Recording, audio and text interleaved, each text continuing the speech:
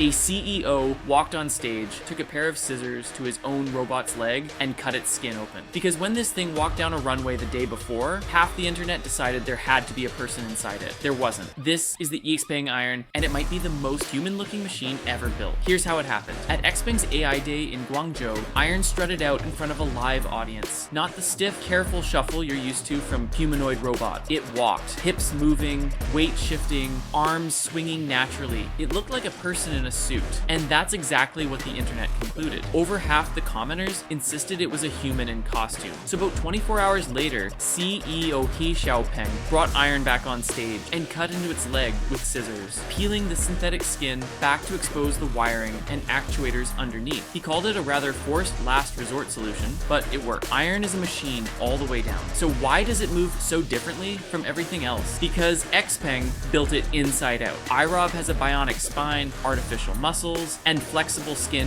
covering the whole body. And those three things move together the way human anatomy does. Most humanoids are rigid frames with motors at the joints, which is why they walk like they're carrying something heavy. Iron has 82 degrees of freedom. For scale, Boston Dynamics' Atlas has 56, and Tesla's Optimus is in the same range. 22 of those are in each hand alone, enough to pick up an egg or unscrew a bottle cap. 178 tall, 70 kilos, 3 proprietary Turing AI chips pushing 2,250 tops of compute, and an all-solid-state battery, which nobody else in this space is shipping yet. Now, the parts XPENG isn't putting on the poster. First, you can't buy one. There's no price, no pre-order, no retail listing. The $150,000 figure floating around online is a third-party guess, and one marketplace listing claiming it's in stock at $120,000 is not authorized. Nobody can buy an Iron right now. Second, and this is the honest part I respect them for admitting, He Xiaopeng said the hands were out in about a month in a factory environment. A month. That's why Iron isn't being sold as a factory worker.